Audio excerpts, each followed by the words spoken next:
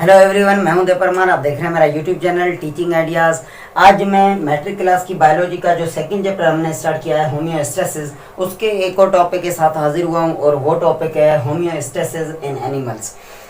First part जो discuss हमने किया उसमें हमने जो है वो प्लांट जो डिफरेंट एनवायरनमेंट में कैसे जो है अपनी अंदरूनी बॉडी कंडीशंस को जो है वो एक्सटर्नल एनवायरनमेंट के हिसाब से जो है वो मेंटेन करते हैं, वो कैसे अपने वजूद को जो है वहाँ पे मेंटेन करते हैं, वो कौन सी फीचर्स, कौन सी कैरेक्टर्स या कौन सी जो है वो फंक्शंस परफॉर्म करते हैं ताकि वो अपना वजूद वहाँ पे लॉन्ग टर्म के लिए जो है वो रख सकें। ये सारी चीज़ें हमने प्रीवियस लेक्चर में जो है वो डिस्कस की। इस पार्ट के अंदर हम जो है वो एनिमल लाइफ जो है उसके अंदर डिस्कस करेंगे। ये होमियोस्टेसिस के हवाले से ये कैसी कंडीशंस डेवलप करते हैं और ये अपने इन्वायरमेंट के हिसाब से अपने बॉडी के अंदर जो है ये सारी चीज़ें कैसे मेंटेन करते हैं और ये अपने वजूद को जो है उस इन्वायरमेंट के अंदर कैसे रख पाते हैं। ये सारी चीज़ें इस लेक्चर के अंदर हम एनिमल लाइफ को लेके जो है वो डिस्कस करेंगे। वीडियो में आगे बढ़ने से पहले अगर आप मेरे चैनल पे न्यू हैं तो आप चैनल को सब्सक्राइब कर लें, वीडियो को लाइक एंड शेयर करें। तो अब हम बढ़ते हैं हमारे वीडियो की तरफ।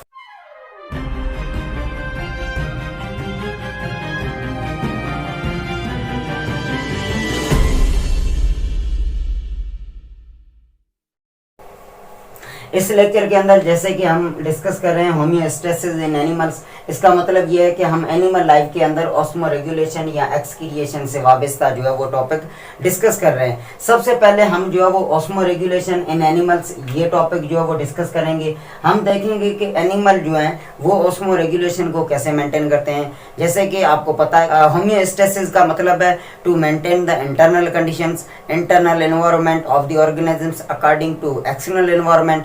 तो ऑस्मो रेगुलेशन का मतलब ये है to maintain the salt and water balance inside the body और सेल्स।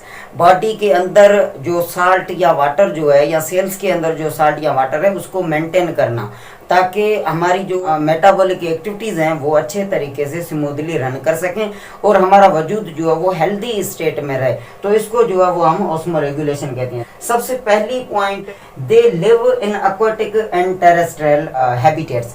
जानवर जो हैं या एनिमल जो लाइफ है वो दो एनवायरनमेंट में रहती है। एक एनवायरनमेंट जो है वो एक्वाटिक है, पानी वाला एनवायरनमेंट, और सेकंड जो है वो terrestrial. According to their environment, मसलन इन दोनों एनवायरनमेंट के हिसाब से their cells require more critical balance of water and salts. इन दोनों इन्वायरमेंट के अंदर जो एनिमल अपना वजूद जारी रखते हैं वो साल्ट और वाटर का जो बैलेंस है उसको बेइंतहा संजीदगी से उनको जो है वो मेंटेन करना पड़ेगा, तब वो अपना वजूद वहाँ पे दोनों इन्वायरमेंट में अच्छे तरीके से या हेल्दी स्टेट में जो है वो रख पाएंगे। सेकेंड पॉइंट ये है, water enters and leave the cells continuously to keep the water and salts in balance form for the smooth metabolic function. जैसे कि पानी जो है वो लगातार इनकी बॉडी और सेल्स के अंदर जो है वो इंटर होता रहता है तो वो निकलता भी रहता है, और उस पानी के निकलने या इंटर होने से हमारे सेल्स के अंदर या बॉडी के अंदर साल्ट या पानी का बैलेंस जो है वो संभालने के लिए, ताकि हमारे मेटाबॉलिक एक्टिविटी जो है वो रन होती रहे, हमारा जो वजूद है वो अच्छी तरह से जो है उस एनवायरनमेंट के अंदर जारी रहे, कंटिन्यूसली हम उसको जो है हेल्दी स्टेट में रख पाए।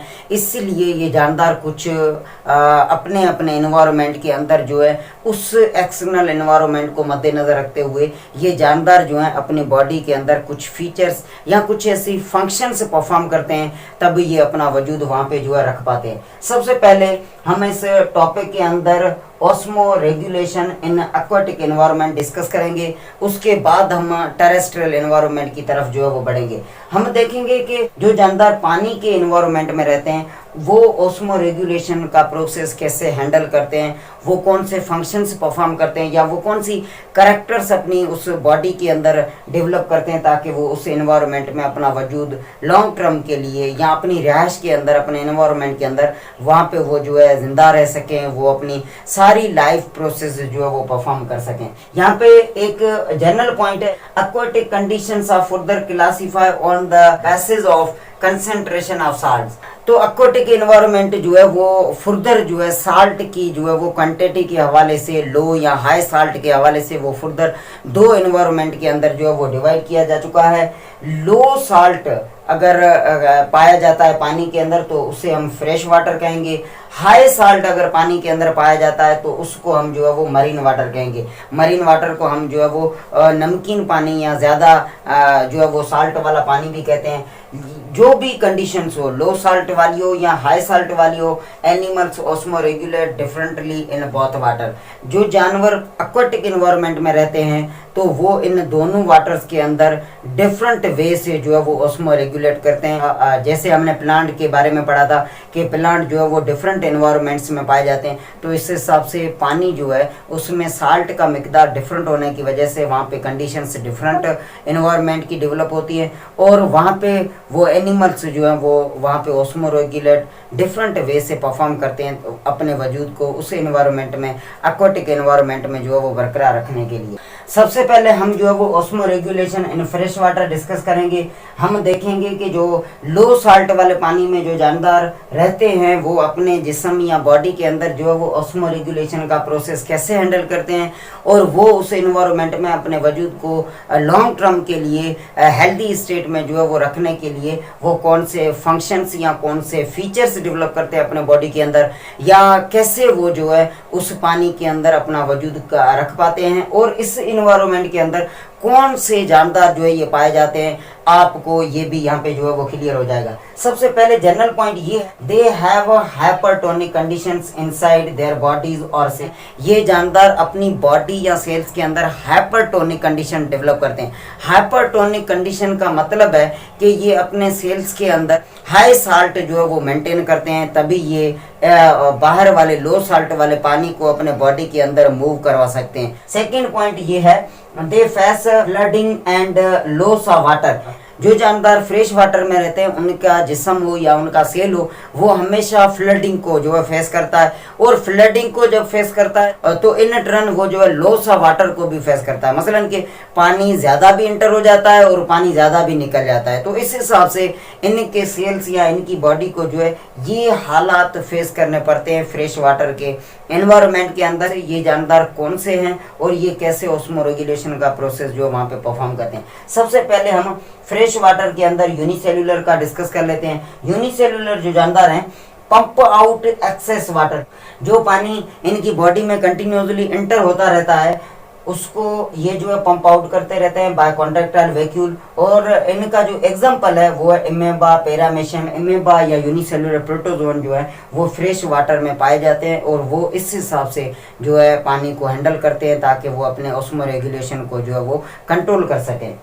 सेकेंड नंबर पे आप देखें तो मल्टी सेल्यूलर फ्रेश वाटर, वो जानदार जो मल्टी सेल्यूलर ये फ्रेश वाटर में रहते हैं तो इनकी बॉडी के अंदर जो कंडीशन होती है वो हाइपरटोनिक इनको डेवलप करनी पड़ती है।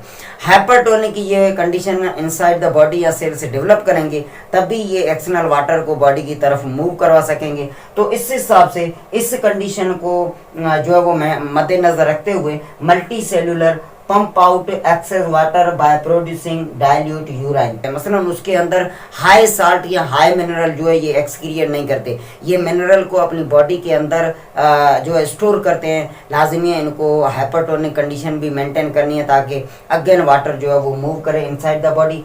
Loss of salt is compensated by active uptake of salt by gills, skin और use of salty food। Loss of salt को जो है ये मेंटेन करने की, तो इस हिसाब से ये उस साल्ट को जो है वो कंपेंसेट करने के लिए ये साल्टी फूड यूज़ करते हैं या अपनी स्किन या गिल्स जो भी ऐसी स्ट्रक्चर्स हैं उनसे जो है ये साल्ट को जो है वो बाहर निकलने से रोकते हैं और उन्हें अपने बॉडी के अंदर जो है वो प्रिजर्व करते हैं ताकि हाइपरटोनिक कंडीशन जो है वो मेंटेन हो सके और इनका वजूद जो है वो उस पानी के अंदर जो है वो लगातार जारी रह सके। सेकेंड एंड पे हम डिस्कस करें osmo regulation in marine water. हम उस पानी के अंदर जो है ऑस्मो रेगुलेशन का प्रोसेस या उन लिविंग थिंग्स के अंदर जो है वो डिस्कस करने जा रहे हैं जो जानदार हाई साल्ट वाले पानी में रहते हैं, उस पानी में रहते हैं जिस पानी में साल्ट का मिकदार ज़्यादा होता है। तो अब इस पानी के अंदर ये जानदार अपना वजूद कैसे बरकरार रख सकते हैं, ये कैसे अपने मेटाबॉलिक एक्टिविटी को स्मूथली रन करते हैं, ये कौन सी कैरेक्टर कौन सी फीचर जो है वो डेवलप करते हैं ताकि ये हाई साल्ट वाले इन्वायरमेंट में अपना वजूद जो है वो रख सके। सबसे पहली जनरल पॉइंट ये है, दे हैव हाइपोटोनिक कंडीशन। ऐसे कुछ जानदार होते हैं जो अपनी बॉडी के अंदर हाइपोटोनिक कंडीशन मेंटेन करते हैं। हाइपोटोनिक का मतलब है कि ये अपने बॉडी के अंदर जो है वो लो साल्ट वाली कंडीशन मेंटेन करते हैं। और हाइपरटोनिक कंडीशन, कुछ ऐसे जानदार हैं जो हाइपरटोनिक कंडीशन जो है वो हाई साल्ट वाली अपनी बॉडी के अंदर मेंटेन करते हैं। आइसोटोनिक मसलन के अपने बॉडी के अंदर साल्ट का मिकदार जितना उतना मेंटेन करते हैं जितना बाहर है। इन कंडीशंस के हवाले से मरीन वाटर के अंदर जो जानदार पाए जाते हैं या इस एक्वाटिक एनवायरनमेंट के अंदर जो जानदार पाए जाते हैं उनको हमने 3 कैटेगरीज में रखा है। सबसे पहली कैटेगरी जो है उसमें ये जानदार पाए जाते हैं बॉनी फिश, और ये अपना ऑस्मो रेगुलेशन उस एनवायरनमेंट में कैसे मेंटेन करती है, यहाँ पे 3 फीचर्स लिखी हुई है। लो साल्ट इनसाइड द बॉडी, सबसे पहले ये अपनी बॉडी के अंदर जो है वो लो साल्ट मेंटेन करते हैं और actively get sea water and have salt glands. Low salt वाली कंडीशंस जब अपने सेल्स के अंदर या बॉडी के अंदर डेवलप करती हैं बॉनी फिश, तभी ये बाहर वाले पानी को जो है वो अंदर ले सकती हैं। और उसके अलावा इन साल्ट जो होता है जो बॉडी की रिक्वायरमेंट के हिसाब से, सेल की रिक्वायरमेंट के हिसाब से इनके अंदर ग्लैंड्स हैं जो साल्ट को जो है वो मेंटेन करते हैं या प्रोड्यूस करते हैं, तभी ये उस एनवायरनमेंट में जो है वो सस्टेन कर पाते हैं। प्रोड्यूस कंसेंट्रेटेड यूराइन, और इसके बाद जब ये यूराइन रिलीज करते हैं, पानी जो अंदर आता है उसको बाहर भी निकलना है। जो पानी इनकी गिल्स से या स्किन से बाहर निकलता है वो कंसेंट्रेटेड यूराइन वाला, मसलन के हाई साल्ट वाला जो है वो बाहर निकलता है। और साल्ट जो निकल रहा है उस साल्ट को कंपेंसेट किया जाता है, साल्ट ग्लैंड जो इनकी बॉडी में मौजूद हैं तो वो उस कंडीशन को मेंटेन कर लेते हैं। तो इस हिसाब से इन बॉनी फिश को आप हाइपरटोनिक कंडीशन वाले जो है वो जानदार कह सकते हैं। इसके बाद सेकंड जो जानदार है जो मरीन वाटर के अंदर पाए जाते हैं ये है कार्टिलिजियंस फिश। कार्टिलिजियंस फिश का मतलब है ऐसी फिश जिनके जिस्म में जो बोन्स हैं वो जो है फ्लेक्सिबल है, जो लचक वाली बोन्स जो हैं वो पाई जाती है, कार्टिलिजियंस बोन उनको कहा जाता है। ये कैसे जो फंक्शंस या कंडीशंस परफॉर्म करते हैं उस पानी के अंदर जो है अपने वजूद को बरकरार रखने के लिए, सबसे पहली पॉइंट ये है high salt storing urea inside.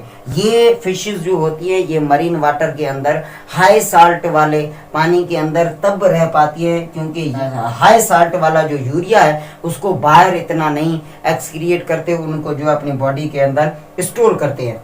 Second point in जानदार से वाबस्ता ये है ईट फूड विथ मीट, और ये फिश जो है ये मीट को जो है वो अपने फूड के तौर पे जो है वो यूज करती हैं, स्पेशली जिसमें नाइट्रोजीनियस कंपाउंड हो, मसलन के उस मीट को जो है वो ज़्यादा यूज करती है जो हाई प्रोटीनियस हो।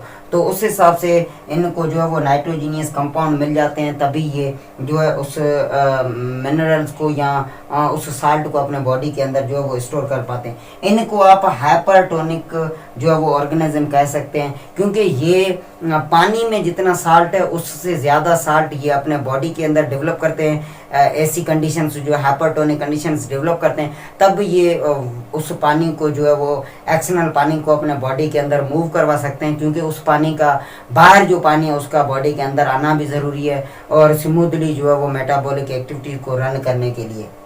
इसके बाद थर्ड एंड लास्ट जो मरीन वाटर के ऑर्गेनिजम्स पाए जाते हैं उनको ऑस्मो कन्फर्मर भी कहा जाता है।